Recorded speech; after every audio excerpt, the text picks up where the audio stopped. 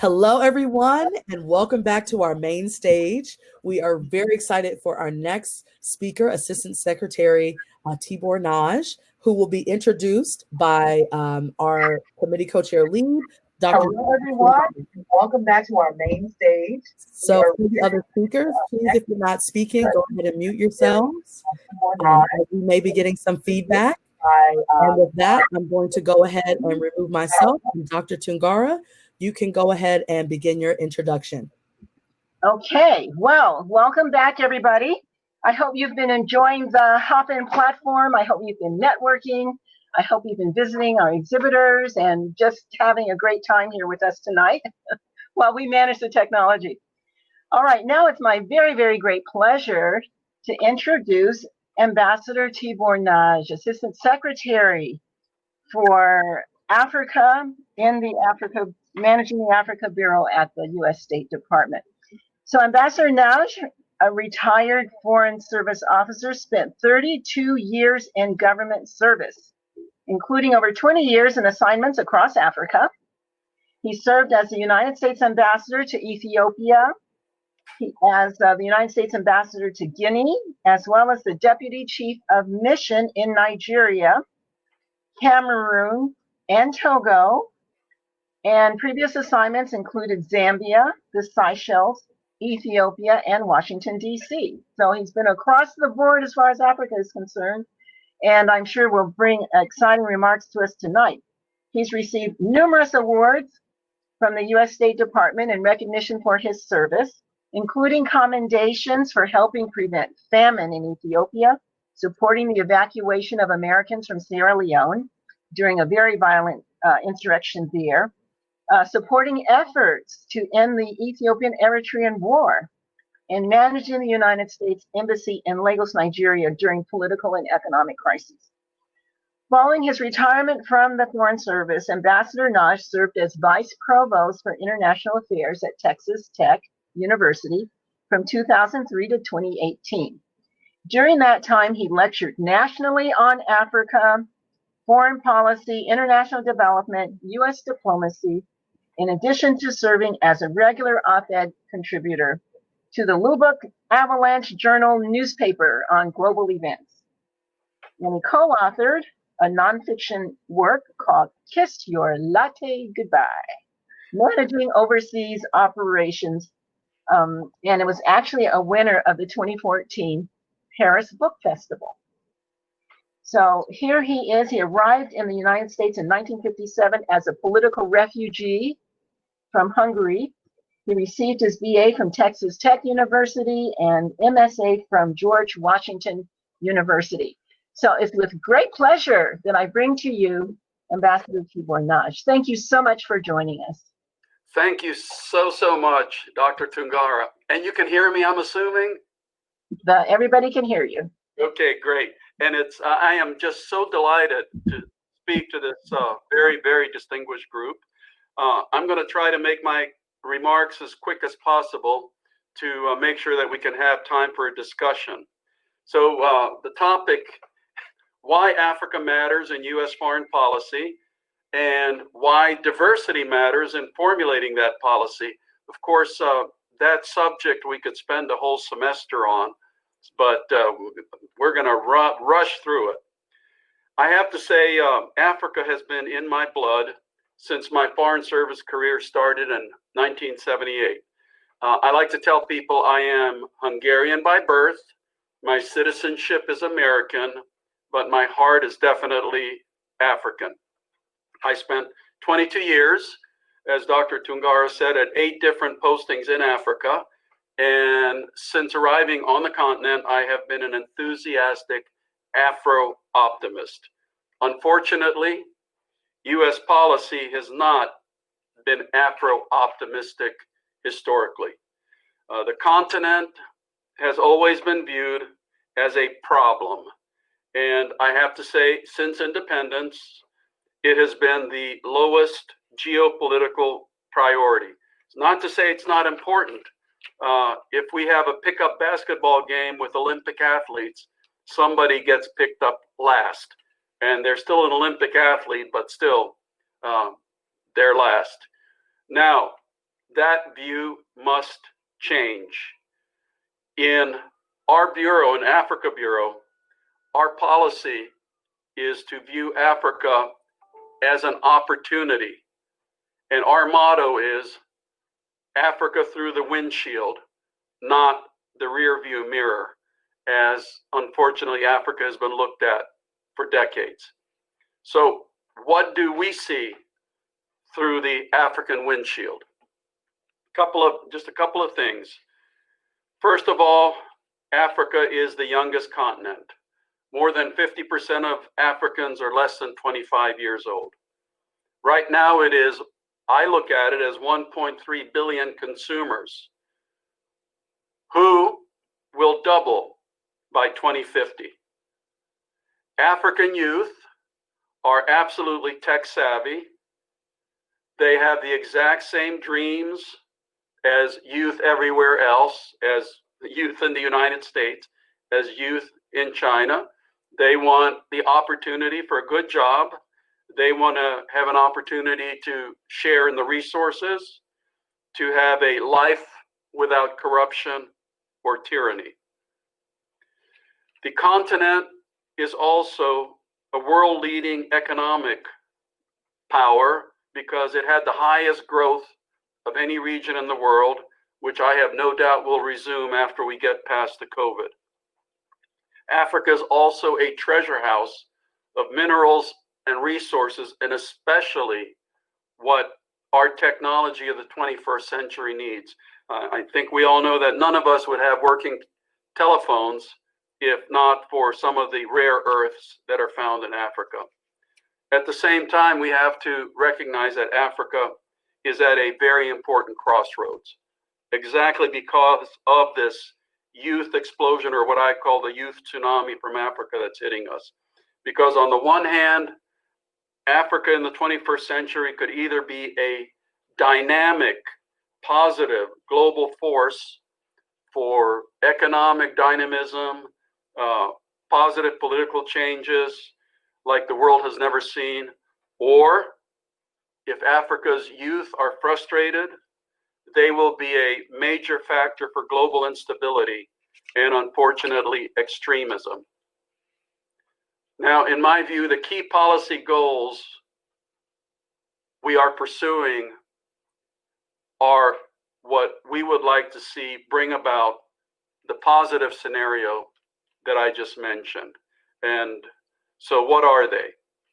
First of all, I talked about youth, and our number one is harnessing the potential of the youth of Africa to drive economic growth, prosperity, and better governance. And that last bit is really, really important because we still around Africa have a number of what I call the old dictators, and some of them are there 3 times, some of them are 4 times as old as their average population, but they're going to disappear. I mean, that's how mortality works. And from my point of view, the Chinese can have the old folks, the old dictators. I want the youth of Africa. Number 2, we definitely want to dramatically increase U.S. trade and investment. And I don't want to get into all the details because we don't have enough time, but U.S. companies tend to be a lot more responsible in some of their practices than companies from some other places. We definitely have to advance peace and security because the truth is we're not going to have investment without peace and security. And we also want to reinforce America's commitment across the board to support Africans, not Africa's, African people's human needs and development. We want America to be Africa's partner of choice. Now we have, as I said, lots of programs in each area. I don't have time to go into those in this format, but if anybody wants to discuss them when we get into the discussion phase, let's by all means ask away. So that's Africa in a nutshell. Let's talk about your role in all of this, because that's what I'm really excited about. Now, this is something that is absolutely fundamental. The Foreign Service of the United States of America, our diplomatic service, our civil service, other folks who work at the State Department needs to look like America, not just a part of America. And unfortunately, the truth is that it still does not. This is most especially important in Africa, given our significant African American and more recent African diaspora populations. That is critically important. And that's one of the reasons why I try and visit HBCUs and minority serving institutions across America and meet with specific diasporas. The last trip I was able to do, I went to Houston. I visited Texas Southern. I visited University of Houston downtown. I met with the Ethiopian diaspora, met with the Nigerian diaspora, and I had a number of other visits scheduled. Unfortunately, this pandemic came along, but I cannot wait to get back on the road. And it always saddens me on some of those visits when I run into tremendously sharp young people who've never ever considered an international career. And I don't care if it's State Department, I don't care if it's business, I don't care if it's NGO, I don't care if it's working for the UN, but international careers are out there. And unfortunately, in a lot of institutions across the United States, young people just are not made aware of them. They don't consider them, and they have the talents where they could do tremendously well in those fields. And I was a State Department recruiter just before I retired back in 2003, and I just run across so many young people, especially minorities, who have never ever considered an international career. As I said, I've already made plans for about 2 or 3 more trips that I want to hit across the United States, because there's other places, other diasporas that I'm very eager to talk to. The bottom line is my own bureau at the State Department, the Africa Bureau, we absolutely need more African Americans in what we call the AF Bureau. You look at our ambassadors, and this is something that I am absolutely not at all proud of. We only have 1 African American ambassador on the continent out of 47, just 1. Ambassador Brian Nichols in Zimbabwe. So you can imagine when it came time to discuss George Floyd's brutal murder and the ensuing nationwide protests, guess which one of our ambassadors had the greatest credibility? It wasn't even close. All of the ambassadors engaged on that. All of the ambassadors tweeted on it, but without a doubt, it was Brian whose voice carried. So we absolutely, I absolutely, we need more African American ambassadors on the African continent. Now, how do you get to be an ambassador? The route to being a career ambassador, and I'm saying career ambassador, is through increasingly responsible leadership positions in DC, but then also serving as what we call a deputy chief of mission in Africa. When Jean did my introduction, I had 3 deputy chief of missionships in Africa before I got to be an ambassador. So it really is going up a ladder, but we absolutely need more folks in those career positions so that they can move up and be in those ambassadorships, so that we're not in a situation where we have 1 African ambassador on the African continent out of all those positions. So my hope is that some of you will get on that career path. We absolutely need you to help America finally help Africa achieve its potential. So I am here to answer any of your questions, but also I when I spoke at Howard University, when I speak at other places, I tell people that I do respond to my email. I am not embarrassed to give out the email, which comes right to my desk at the State Department. And it's my last name, Nagy, initials TP, Tibor Peter, at state.gov. If you write me, I will get back to you as quickly as I can. And if you're interested in careers at the State Department, a good first stop is the website, careers.state.gov, careers.state.gov. We absolutely would like to have you in the Africa Bureau to help implement the kind of American policy that will help Africa move forward in the 21st century. So with that, I will stop, and we have question for discussions, and everything is on the table, folks. Wow. Thank you so very much for these comments. This is really quite critical for us that you have been able to bring that information forward and to encourage our audience. Now, while I'm searching for questions for you from the stage, you're getting a lot of wonderful comments here for you. And so here's a question from Moriel Stewart. She says, are we helping Africa or working with Africa?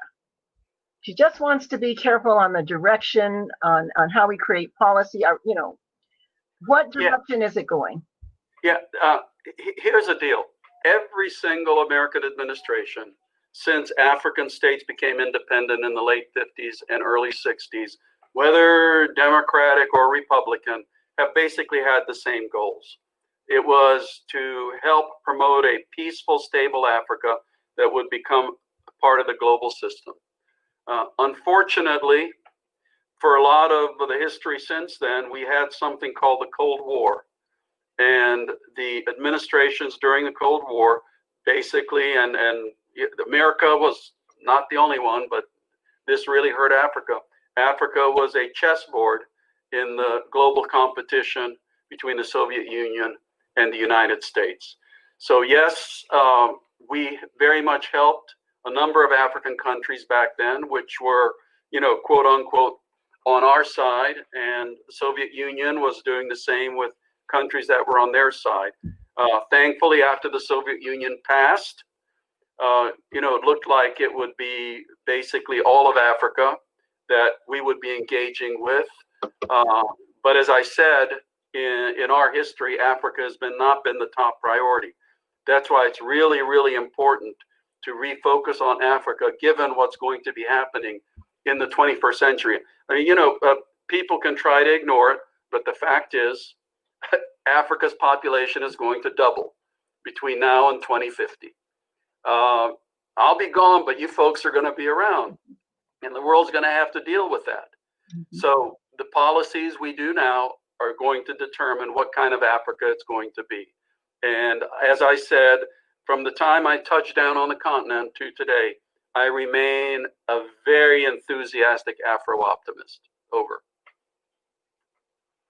Okay, let me ask this question for those who are a little bit shy about coming into the Foreign Service.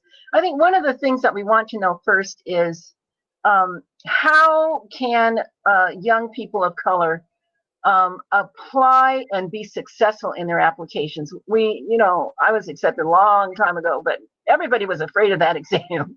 So and you're a person from the Academy, so the Academy has recognized that, you know, the exam process is not always the only process to judge success. You know, a lot of schools have gotten rid of SATs and such. What is the State Department thinking about? Anything that might encourage people of color? Jean, I love the fact that you asked that, because that has been such a huge question. I was so frustrated when I was the diplomat in residence at the University of Oklahoma. There's a wonderful HBCU, not many people know about it, Langston University, a small town of Oklahoma that happens, most of the kids there happen to be from Chicago, but And I worked with them, and that's what I was talking about before. There were so many sharp kids, and it was just impossible to get them through the exam because the exam has been a problem. Now, you know, the tragedy of George Floyd, if we can make that lead to anything positive, I would love, and thankfully the Foreign Service and the State Department is talking about that. How can we increase the recruitment of minorities into the Foreign Service aside from the exam, especially at the middle grades? So somebody say, when I was ambassador to Ethiopia, I had an African-American gentleman who was our consular chief, but he had been like the prosecuting attorney of Philadelphia, and he still had to come in as a, start over again as a junior officer. So there's a lot of discussions going on, but if you get on that website, the one I gave you, careers.state.gov, it also talks about other ways to get in beside the exam. Now, I have to admit to you, I flunked the exam badly the first time, badly. So I had to then take a number of courses and then try it again, and I just kind of squeezed through. And I have met so many people that I knew would be phenomenal diplomats, phenomenal, if only for that exam. So check out the website. As I said, there are a number of other programs, Wrangle, Pickering, others, especially for recruiting underrepresented folks in the State Department. You know, in the old days, man, diversity was a white male who did not come from an Ivy League school.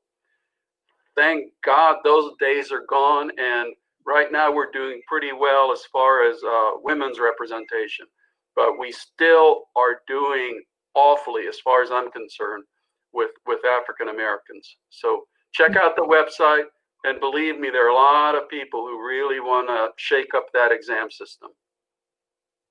Okay, well, let me ask you this. Once people get into the Foreign Service, what measures are being taken to keep them in the Foreign Service? Yeah, you know, retention is a huge issue, because here's the truth. You come in the Foreign Service, you have a couple of tours, you gain some expertise, a lot of savvy, and then private sector oftentimes will be very, very eager to recruit you.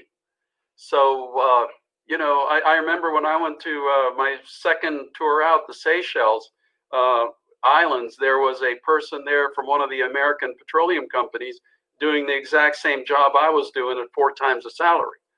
So, you know, you're not going to get, you know, rich representing your country overseas, but you're going to have the kind of life that is just incredible. Now, you know, I am now quite aged, and I have to tell you honestly that my time in Africa, I would not change a day.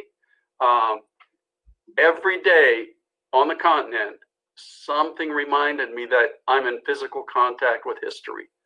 And, you know, now looking back, making extra money or having some of the experiences I had, man, I wouldn't trade that for the world. And like I said, I'm a Hungarian American. I was not allowed to serve in Hungary, but I wish I could, you know, to help my former country. And that's why I would love to see more African Americans involved with Africa, because Africa has a lot to teach, but African Americans have an awful lot also to bring to Africa.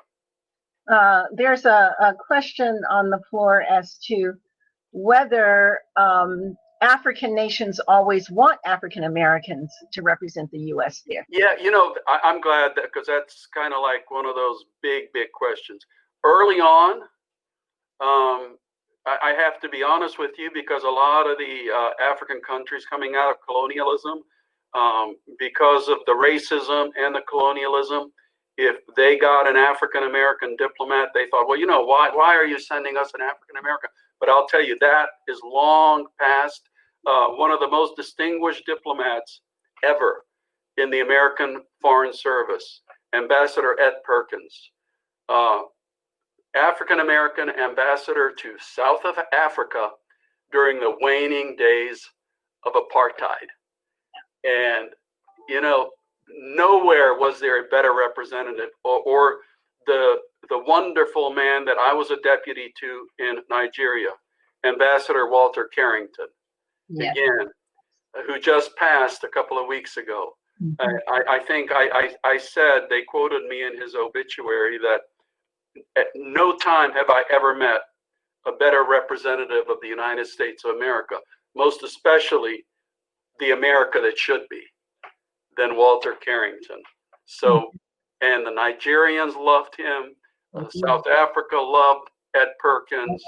The Zimbabwean people, not the government, but the Zimbabwean people love Brian Nichols. So it is there, and that sense is long, long past. Well, I'm going to ask one last question. I've had several things here in the chat where people are asking about China and Africa. Yeah. Yeah, it's, you know, the truth is there is a global power competition. That's just the way it is. For many years, unfortunately, when there was work to be done in Africa and the companies that showed up knocked on the door, the Africans opened the door, and the only people standing there were the Chinese. So they built a lot of stadiums, they built a lot of roads, a lot of contracts. You know, the United States was asleep at the wheel. We weren't helping our companies the way the Chinese helped their companies. What we were doing, though, I have to tell you, again, we were investing in Africans, not in the old leaders giving us envelopes full of money under the tables. But, you know, we invested, and this number even staggers me every time I say it, 100 billion, that's with a big B, dollars in African health systems since the year 2000.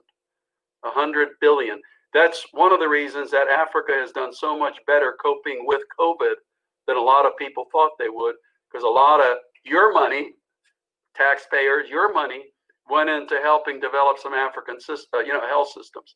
So yeah, we're there to be competitive now. That's why I am so keen on getting American companies over there, and American companies are enthusiastic, and now they're getting some of the help from the U.S. government that they had not had before. Over. Yeah, hopefully, because I know I spent 15 years in Africa, and that was a persistent issue with whether the United States government could provide more support to U.S. private industry. Well, let me just add this. You know, in so much of my career, I would pound on the desk of African ministers of trade and say, you have to set up what's called a one-stop shop to help investors.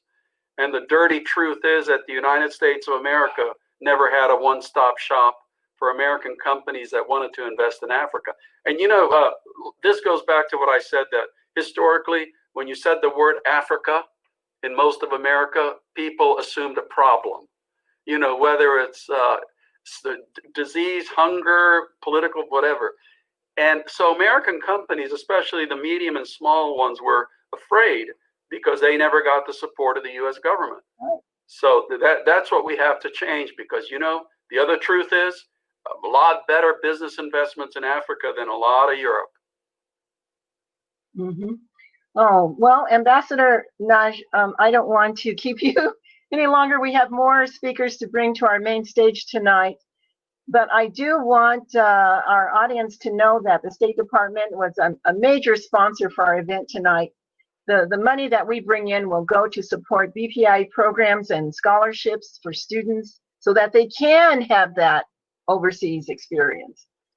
We want to let them know that at 7 o'clock, there is a panel on the Foreign Service exam, so they may want to take a look at the schedule and scroll down and attend that panel.